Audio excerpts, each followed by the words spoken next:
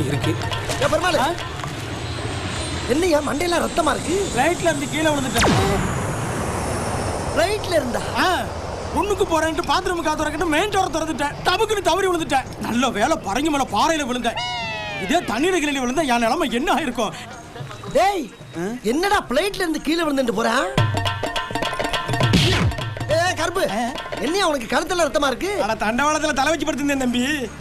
ஒரு 4-5 ரயில் கழுத்து மேல ஏறி ரயிலா? ஆமா, ஆளு படுத்துக்க கூட தெரியாம வண்டி ஓட்டிட்டு போறாங்க. இவங்களெல்லாம் என்னன்னு சொல்றது? டேய் இவன் என்னடா 4-5 ரயில் கழுத்துல ஏறிடுச்சுன்னு போறான்? அண்ணே அங்க ஒருத்தன் நம்மள பாத்துட்டு பாருங்க. இருடா வரட்டும்டா, எனக்கு ஒரு மாதிரியாட்டா இருக்கும். கொஞ்சம் இரு, அவன் என்ன சொல்றான் கேப்போ.